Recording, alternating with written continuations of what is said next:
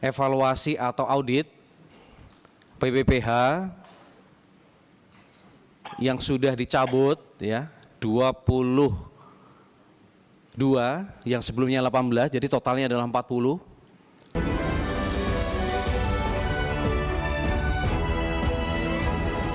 Pemirsa, Kementerian Kehutanan melakukan audit terhadap 24 perizinan berusaha pemanfaatan hutan yang berlokasi di Aceh, Sumatera Utara, dan Sumatera Barat. Kementerian akan mengambil tindakan tegas jika ditemukan pelanggaran. Kementerian Kehutanan terus merespon bencana banjir dan longsor yang melanda wilayah Sumatera. Dalam rapat kerja dengan Komisi 4 DPR RI, Wakil Menteri Kehutanan Rohmat Marzuki mengungkapkan pihaknya saat ini tengah melakukan audit terhadap 24 perizinan berusaha pemanfaatan hutan yang berlokasi di Aceh, Sumatera Utara, dan Sumatera Barat. Langkah ini diambil untuk memastikan kepatuhan para pemegang izin terhadap aturan kelestarian hutan, terutama di wilayah-wilayah yang kini tengah dilanda bencana ekologis. Rohmat menegaskan, Kementerian Kehutanan akan mengambil tindakan tegas jika ditemukan pelanggaran. Terkait dengan evaluasi atau audit PPPH yang sudah dicabut ya 22, yang sebelumnya 18, jadi totalnya adalah 40. Kemudian sekarang ini sedang berjalan audit untuk 24 PPPH di Aceh, di Sumatera Utara dan Sumatera Barat. Bersama Satuan Tugas Penertiban Kawasan Hutan atau Satgas PKH, Kementerian Perhutanan berjanji bakal terus melakukan pengusahaan kembali kawasan hutan dari praktik perkebunan sawit ilegal dan tambang ilegal. Jakarta, Tim Liputan IDX Channel. Pemirsa, Komisi 3 DPR RI resmi memulai pembahasan rancangan undang-undang tentang perampasan aset terkait tindak pidana. Kehadiran RUU perampasan aset bertujuan agar penegakan hukum di Indonesia tidak lagi sekadar berorientasi pada hukuman penjara bagi pelaku.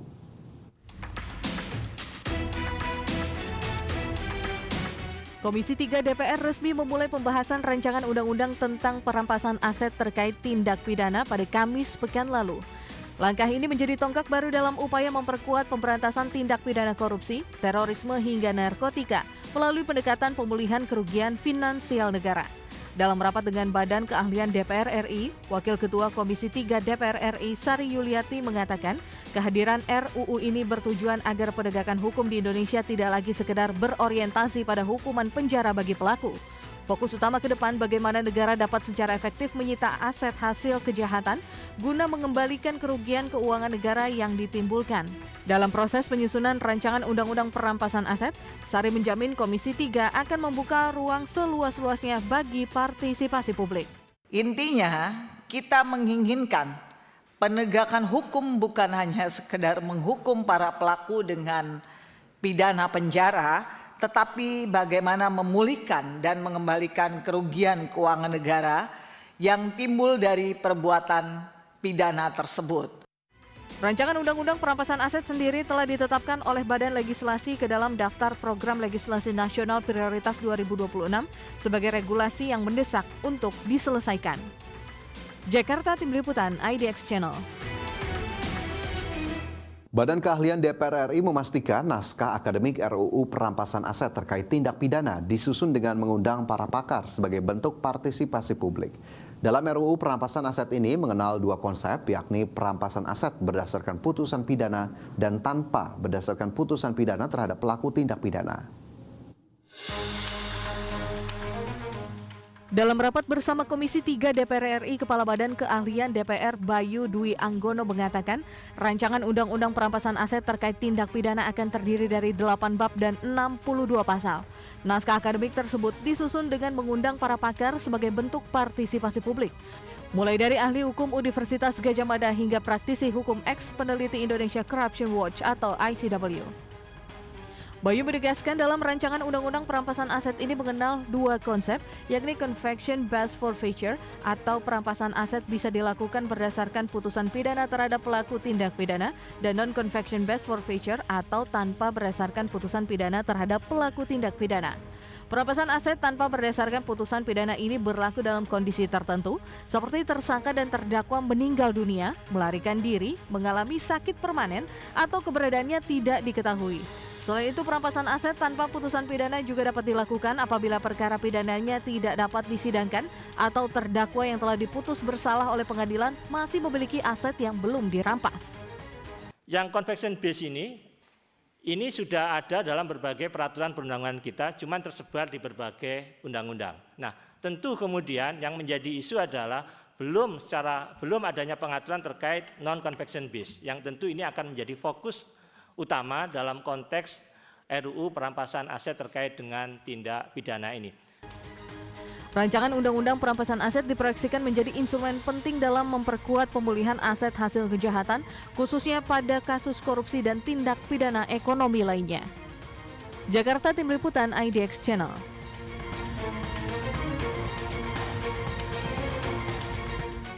Pemirsa, televisi pemerintah Iran dilaporkan diretas selama beberapa menit sehingga pesan oposisi dari putra mahkota Iran di pengasingan Reza Pahlavi sempat tayang ke seluruh negeri.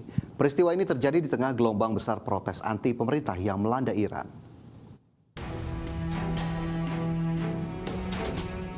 Televisi pemerintah Iran dilaporkan diretas selama beberapa menit sehingga pesan oposisi dari putra mahkota Iran di pengasingan Reza Pahlavi sempat tayang ke seluruh negeri. Peretasan terjadi pada Sabtu 17 Januari 2026 dan berlangsung selama beberapa menit di sejumlah saluran televisi nasional Iran, di mana pesan Reza Pahlavi disiarkan secara luas melalui jaringan satelit.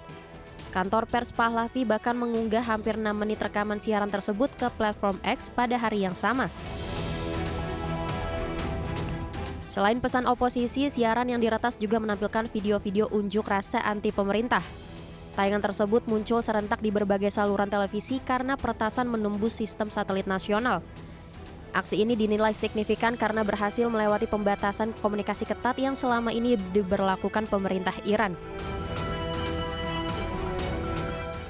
Adapun gelombang protes besar di Iran dipicu memburuknya kondisi ekonomi sejak akhir bulan lalu. Respon pemerintah dilaporkan sangat keras, mulai dari penangkapan massal hingga penggunaan kekerasan mematikan terhadap demonstran.